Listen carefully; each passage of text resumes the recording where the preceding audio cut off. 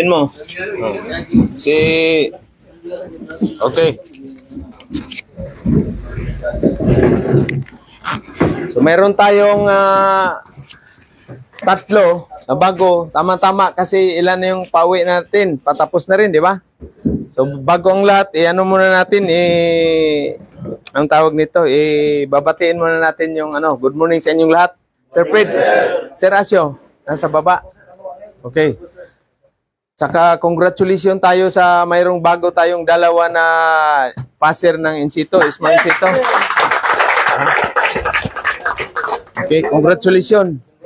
At saka babatiin muna natin yung yung mga generous welder nagbigay ng PPE sa ating school, no? Si Kabalasak at saka si M. Highweld, tapos si Jory Montefrio sa New Zealand. So sila po ay nagbibigay ng mga PPE, nagbigay ng tag 5,000, total amounting ng 15,000, no? So, saka natin. Tapos si Mita dyan, magkano nang binigay ni Mita sa atin? 2,000.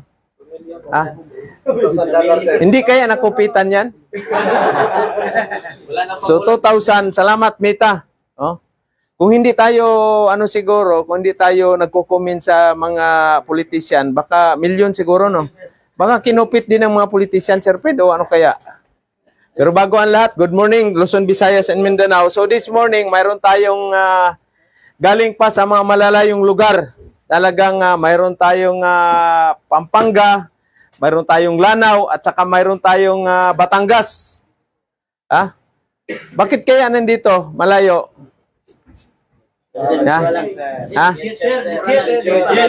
Anong igit? Legit? Legit? Okay, so hindi lang yan. So i-welcome muna natin. Unahin natin muna si Sir. Laika dito, Sir, pakilala ka. Butod.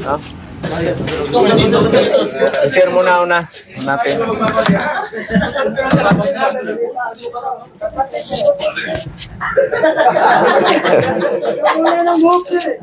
Okay, behave. Sir, ako nga pala si Reggie Bulido, taga Pampanga. Ano, sir? May asawa na.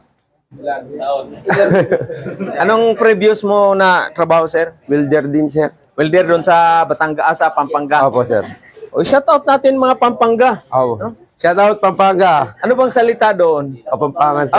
Kapampangan mo muna para hindi mo marunong salita, sir, ng Kapampangan. Hindi. Nakakaintindi lang. Kakaintindi. Pero originally, saan yung province nyo? Sa Samar, sir. Samar. Bisaya, sir. Bisaya, sa Samar. Oo. O maupay gadlayin to, na mga waray dyan sa Samar. Oo. Hindi na rin ako marunong magsalita niya, sir. Matagal ako Pampanga, sir. Matagal na Pampanga. So, bali, yung parents mo is Pampanga na sila. Okay. Anong natapos mo na, kurso or high school? Or? High school lang, sir. Pero kumuha ka ng sa TISDA ng mga training? Opo, sir. Insito, sir. Anong kinuha mo? ISMAW? Opo, sir. So, anong pangarap sa buhay? Makapag-abroad, sir. Land-B, sir. Land-B. Ano muna si Mrs. I-shout out mo kasi kailangan natin yung support ng mga natin, mga mahal sa buhay. Shout out sa asawa ko, Ayun, sir. Okay, so welcome aboard. Akpakan natin si Sir. Si Sir, Reggie, sir. Reggie, si Sir Reggie. No? Welcome, Sir Reggie, no? Welcome. Okay, palakpakan natin. So, galing siya ng Pampanga. Shout out, Pampanga. Nakarating ako doon sa Pampanga din, no? Sa anong tawag dito? Yung sa Makabibi at saka doon sa may anong tawag dito? Yung malapit sa Arayat. Kabyaw ba yun? Sako pa ba ng yung Kabyaw, Pampanga? Di ba ikaw lang tagaroon ka? Apalit. Apalit, Pampanga. Nakarating ko doon, no? Pero hindi welding, Hindi, ibang iniisip ninyo, Alam mo naman ako talaga. Okay, so welcome aboard, Sir, Reggie, no? Siya, land-based naman siya. Okay, pag-usapan natin yung land-based at saka sea-based mamaya. So, pangalawa natin, si Sir naman, Malayo-layo din ang biyahe, kararating lang. Kumbaga sa ano, hindi pa naalis yung init ng puwit. Kasi 12 hours. Ito ka, sir. Oh, Surigao, pero nag-migrate ka lang ng kawan. Oo. Sino ba yung asan si Siargao boy natin? Ato pala, oh.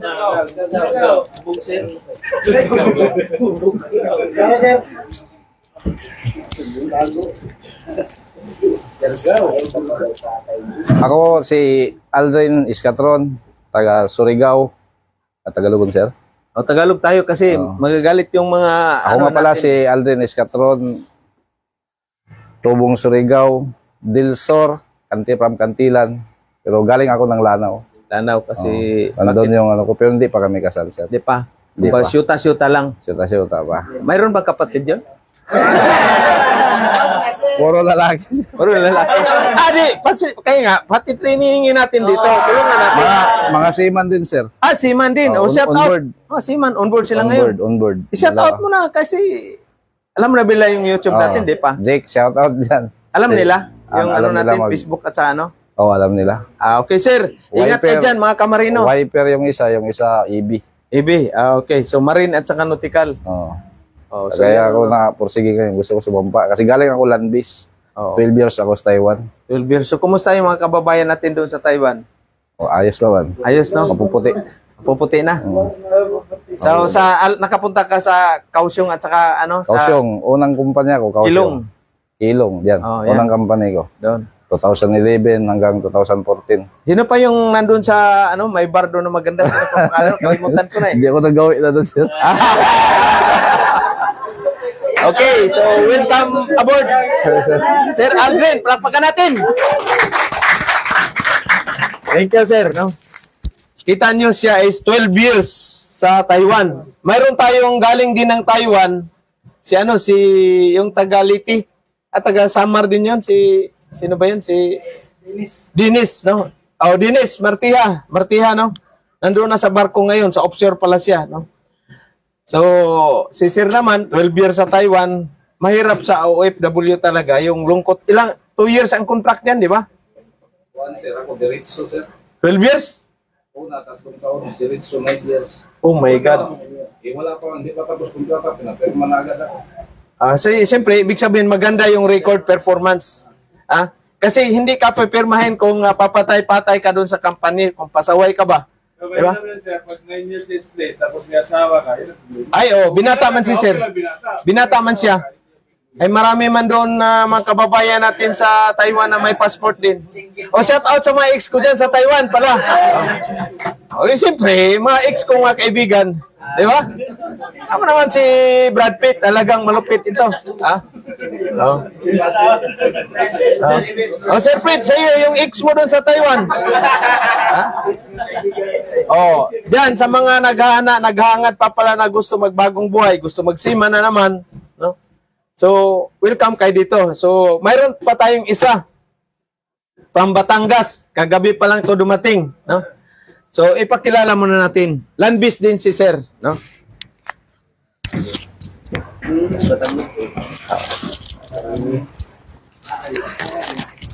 Ako nga pala si John Paul Egos, 25 years old from Mabini, Batangas. Tapos ng Tapos ng 4 years college po. ano ba yun? Political Science. AB Political Science, yun eh, no? Pwede ka magsenador. Pwede. No? Pwede, no? Kita nyo, AB Political Science, pero siyempre yung girlfriend niya nasa Canada, kailangan niya ng skills. Sir, kaya tayo kapit manager kung tumakbo ka ng senador 2028. Saan? Wala, Canada na nga eh. Hindi na pwede. Canada na siya, mag-Canada na. No? So, ilan kayo magkapatid, sir? 3 po. Shout out mo si parents mo at saka si mother, papa, mama. Shoutout sa Italy. Ingat kayo palagi. Nasa Italy din sila. Ano po? Silang dalawa, mama at saka papa mo.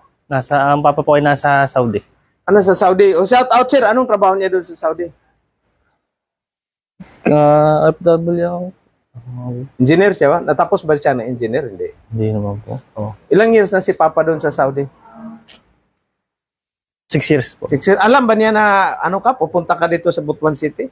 Hindi po. Hindi. Separate na po eh. Separate na yung papa mo at saka mama. Pero yung mga kapatid mo, asan sila ngayon? Nasa Italy po kay mama. Italy. Ilan sila nandoon? Isa lang po. Yung bunso. Yung- Tapos yung isang sumunod sa akin nasa Mabini, Batangas po. Mabini, shout out mo, lalaki yon? Lalaki po. Oh, alam niya na pupunta ka rito, hindi? Oh, shout out mo si Utol. No? Shout out total. Ingat ka dyan. Okay. Okay, sir. Ikaw na lang naiwan dyan. Pag nandun ka na sa Canada, dadalhin mo na rin si Utol. Diba? Si papa mo at saka yung mama mo, naghiwalay sila. Hiwalay, puti sa dikolor pala yun. Ha? O ganyan na naman ang buhay. No? Ganyan ang buhay natin. Kumbaga, kanya-kanya ang ano natin. Siyempre, may pangarap din si sir. Makapagpunta ng Canada. O shout out pala, dyan. Si Rins, no? Auxilio. At saka si Sir Militon dyan sa Quebec, Canada. Saan ba yung sa Canada? Saan ba si girlfriend doon? Saan ba yun, banda? Lumipat para nasa may Toronto po. Toronto. Oh. Shout out si Alam niya yung FB natin, Messenger at saka YouTube, hindi pa. Alam ba niya? Hindi. Oh, iyan mo pag kasi at least makikita niya yung kumbaga starting mo na ito yung ticket mo papuntang ibang bansa. No, itong ticket talaga na lifetime ninyong pangkabuhayan. No? So ano pang nickname mo? John Paul po. John Paul, welcome John Paul sa Family Millionaires Builder. Okay, so from Batangas, shout out Batangas City, Mabini. Magaganda area ang mga doon beach. No? Di ba? Oh. Alam mo, naalala ko tuloy yung si Pinay Wilder. Ay alay ang magandang dilag ire si Pinay Wilder, di ba? So naalala ko tuloy yung kwento ng joke lang tayo, joke muna. Yung kaibigan ko ba? Inuli siya doon sa may Muntinlupa, Sir Fred. Kasi doon sa pedestrian man yung tumigil yung sasakyan niya. Yung daanan ba ng maglalakad ka yung may guhit-guhit. Para siya doon, para huli. Sabi niya, anong violation ko, sir? Ay, kita mo nandito ka sa tumigil ng pedestrian lane. Ay, sa Batangas pa ako nagpreno, di nilang tumigil. Joke lang joke. O, di ba? O, di pinakawalan siya. Biruhin mo, nag-break sa Batangas pa, doon lang tumigil Okay, shout out mo na sa ating viewers. So, welcome. So, this morning, mayroon naman akong kababata na gusto ko namang, kumbaga, siya yung kung gaano kaming dati, no? Kami na lang ang dalawang survivor sa mga NPE na, ubos na yung kaibigan natin, no? Mga kababata. Dito ka muna, Boss Winnie. Para at least, one. Good morning pala sa lahat. Ako pala si Winnie Tulod. Batang taga ipanganak kami doon sa San Jose. Dinagat Island. Magkakababata kami. Magka-school kami. Tapos yung hirap na dinaanan ko, dinaanan din niya. Yung baga nag-school kami dati, yung bag namin na minsan may mga anod na mga plastic. Oo. Tapos doon kami sa baybay. Wala kasi kami mga bag dati. Lalagyan ng mga notebook, ganun. Doon, kukunin namin yun, labahan namin. Yun ang bag namin, papuntang school. Tapos malayo yung school namin, lakad lang kami tuwing umaga. Sa hapon, ganun din ang uwi. Baon-baon namin, minsan yung mga... Kuha mo yung tubig. Yung kamuting kahoy, kalibre, ganun. Balanghoy, oo. Yun ang, minsan saging, yun ang buhay namin dati. Ito. Kasi magkababata kami, magkatabi kami ng bahay Kaya alam namin yung hirap niya, hirap ko. Alam namin yung lahat. Aywan ko lang, nagtaka ako, bakit nagkaganito siya? Kasi nag-aral siya, nag-aral. Ako, hindi man ako nag-aral hanggang high school lang. Ngayon, ganito lang din yung inabot ng buhay ko, pamumuhay ko. Pero okay din naman, kahit mahirap. Pasalamat lang din ako sa ating may kapal dahil itong kababata ko, kaibigan ko, kaklase ko, ganito na yung buhay niya. Nagtaka lang ako. Pero nawala din yung taka ko dahil alam mo naman, pag may Panginoon, may swerte siya, tinulungan siya ng Panginoon kasi Kung hindi lang ito mabait, wala siguro. Hindi siguro ganito ngayon. Mabait eh. Kahit saan ilagay, pwede eh. Kaya ganito ang inabot ng buhay namin. Sa tagal na panahon, hiwalay kami, iba yung buhay niya, iba yung pamumuhay niya, iba na yung pamumuhay ko. Ngayon, parang bago lang kami nagkakita uli. Ganito na yung sitwasyon niya. Kaya nga, nagtaka ako. Swerte talaga, kasi nag-abroad siya eh. Kahit anong hirap, nakapag-abroad din naman siya, ganito yung swerte sa buhay niya. Ang masabi ko lang, ako nga pala, nasa Taganito na pala ako ngayon. Taganito, Claver, Surigao del Norte. Doon ako nakatira ngayon. Yung lugar namin, yung sa San Jose, parang nalisan na namin yun kasi, wala na yung mga magulang namin, wala na doon. Yung mga magulang ko rin, wala na rin. Hulay-hulay na kami.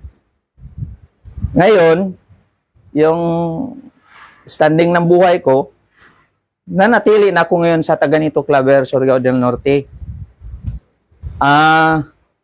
Basta yun lang ang masabi ko, kayo lahat dito, tayo lahat dito,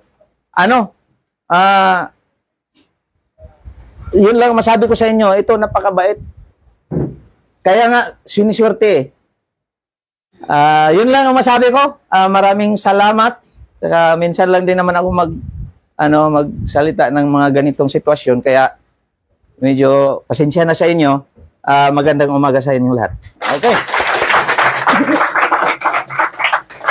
Okay, so thank you very much sa kapatid na kumbaga nagkakuni kami mga mga ilang years ba yun nung pumasok ako doon sa Akuan kasi yung Claver na yan, mining yan, isa sa mining area dito sa Caraga region. Taganito mining, THPAL, ang daming ang daming tawag dito yung mining ng mga different company. So siya naman is doon na siya nagtrabaho. Siya ay bulldozer operator, backhoe, heavy equipment operator siya. No? Kung hindi pa lang yung edad, pwede natin ipadala sa Australia pero wala namang binubuhay, di ba? Wala nang pina-scholar. Ha? Kasi pag matanda na tayo, dapat may papa-scholar, mga 18 years old to 20 years old. Diba? Alam na this. Ito nga, balik-balikan natin yung talagang, kumbaga, i-recall natin yung pamumuhay namin dati sa Dinagat Island. Shout out pala, Dinagat Island, no? Talagang, grabe ang lungkot at saka hirap, no? Pero, dahil naman sa kahirapan, nagsusumikap ako talagang, at ganun din siya ngayon. Kita mo, dati, bangka lang yung natin. Minsan, wala pang katig yung bandong, di ba? Oh. Minsan, tataob. Pero ngayon, hindi na siya tataob kasi nakanabara naman. Di ba? Samantalang ako, nakamulticab pa rin, So, ganyan lang buhay natin, no? At talagang magpursige, magsusumikap para makaahon sa kahirapan. No? Kaya dito, kayo nandito, talagang may nakaabang na, ika nga na magandang future ninyo. Bakit kailangan natin magsipag, mag-abroad, mag-training? Dahil para sa sarili ninyo at para sa future ng pamilya ninyo. Yun ang talaga dyan, purpose. Ito lang kasi ang nakikita ko na solusyon para makaahon sa kahirapan. Multi-skills training. Bakit multi? Kasi pag isa lang yung skills mo, ismaw in situ ka lang, mahirapan kang mag-abroad. Dito ka lang mamasukan, magkano ang isang araw mo? 500. O kung mayroon kang 3 anak, paano mo yan mapapaaral ng college? Diba? So ngayon, tama kayo, mga talagang diskarte. No? Dito naman, mayroon na tayong 139. No? 139 kasi kailan lang mayroong 2 na umalis. No?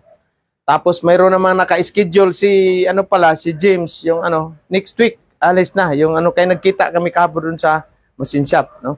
Dati yung dating ang tawag nun, yung ano ba, yung habal-habal ng ano dyan, masayro na single motor. So ngayon, paalis na.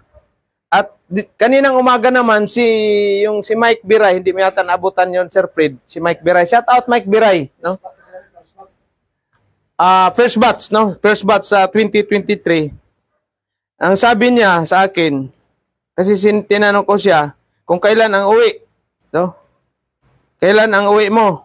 Sa September. Magkano ba ang sahod? Ayun si Biray, salute ako doon. Dahil ano yun, yung habal-habal driver, galing ng Maginda, pagbaba niya ng umaga, magbinta ng mga gulay, manok, pagbalik naman doon sa bundok, magkarga siya ng diesel. Ibibinta naman doon sa bundok. Nakasurvive siya. Ngayon, nagiging seaman. So ito, ang sahod niya is, sahod niya, $1,800 plus overtime. Umabot siya ng $300 yung overtime.